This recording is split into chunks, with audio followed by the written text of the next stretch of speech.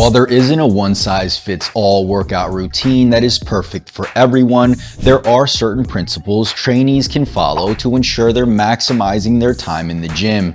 And regardless of how you split up your training, as long as these principles are in place, you'll have no problem getting stronger, recovering adequately, and building new muscle tissue. That said, there are certain workout splits that allow you to incorporate these guidelines easier and more effectively than others. And that's exactly what I want to share with you in this video. The 3 best training splits for building muscle after 40.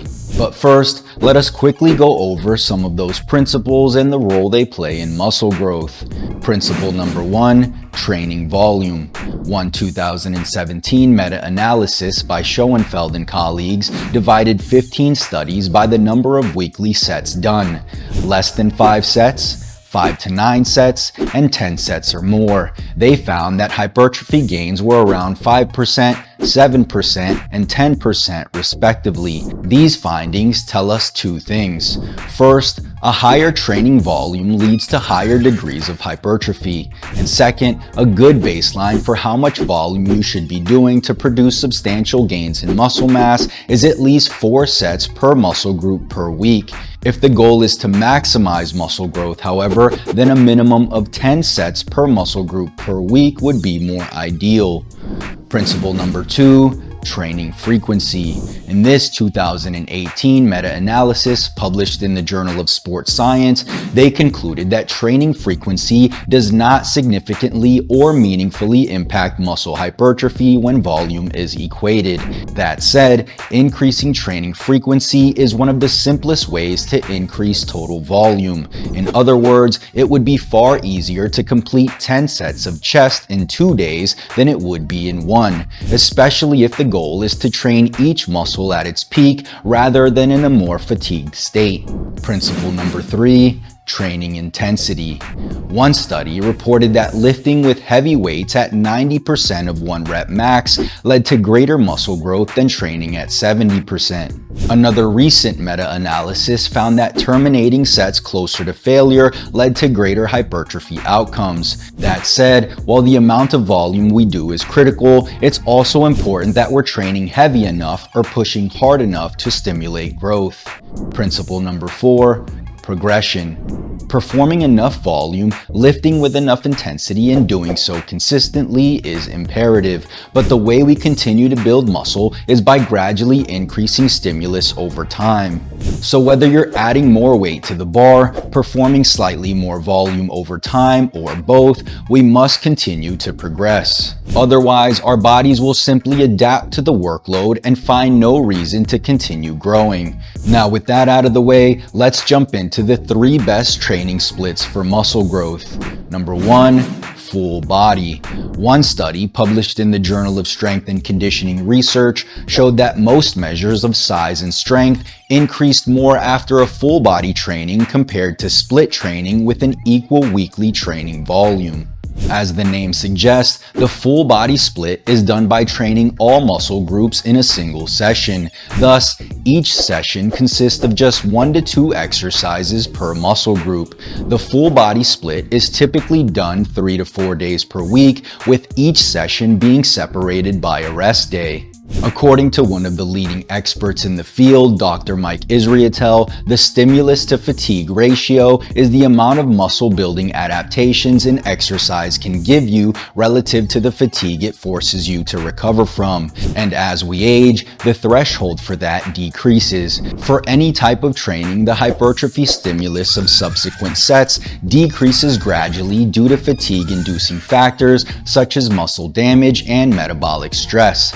So while traditional splits where you're doing 3 to 4 exercises for a single muscle in the same session result in much more volume being done in a fatigued state, the full body approach ensures each muscle receives an adequate stimulus without creating additional fatigue that can impair recovery. To put it simply, while both splits can achieve the same weekly volume per muscle group, the quality of the sets in the full body training is much higher. If you're interested in a full body training training program that meets all of the requirements for maximum muscle growth, then grab a free copy of my book, Bulk Up Fast. The book has already been paid for. All you have to do is cover the small shipping fee, and I'll send it to you anywhere in the world. Just click the link in the description below and tell me where I can send your copy. Number 2. Push-pull legs. Push-pull legs, or PPL, is a versatile and effective training split that strategically targets your upper body pushing and pulling muscles as well as your lower body. On push days, you'll be dedicating your efforts to training your upper body pushing muscles, including the chest, shoulders, and triceps. Pull days will consist of upper body pulling movements that target the upper traps, the entire back musculature, rear delts, and biceps.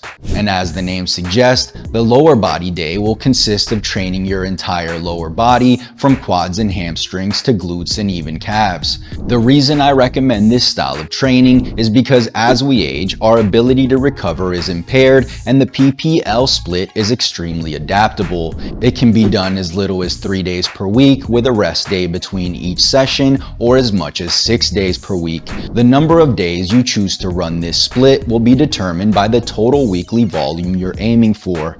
For example, if the goal is to perform 4 sets per muscle group per week, then the 3-day variation will suffice. If the goal is to perform 10 sets per muscle group per week, however, then the 6-day variation may be a better option. And depending on individual factors like physique goals, preference, or lagging muscle groups, the split can be modified to fit perfectly to your own personal needs. For example, if you find that dedicating an entire day to training just your lower body is too taxing, you can always include a rest day before and/or after your lower body training session.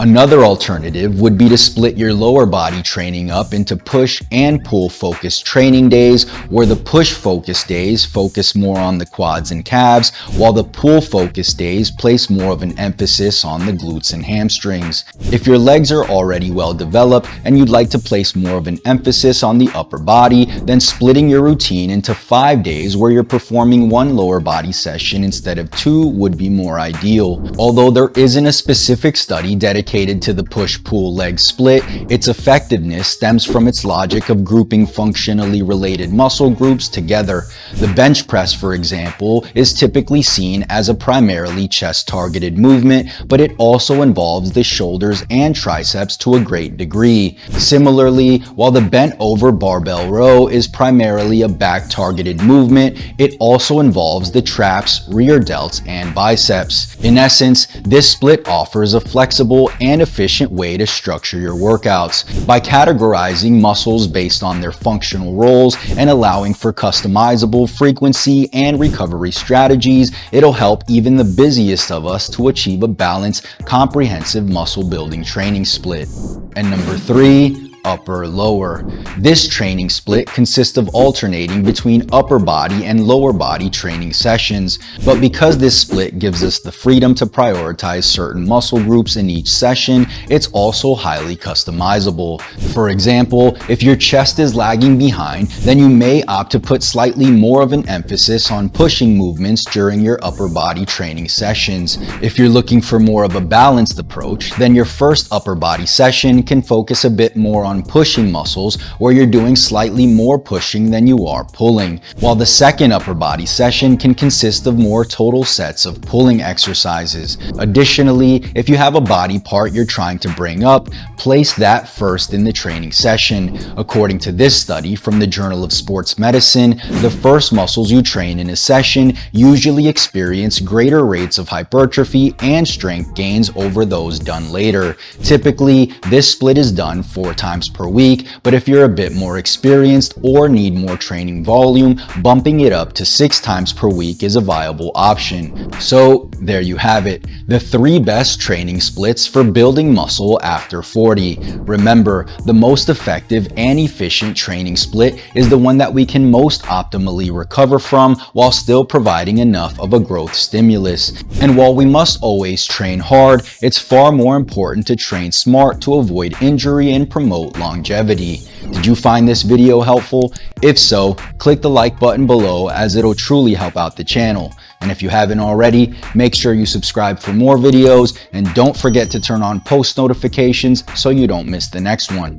Peace.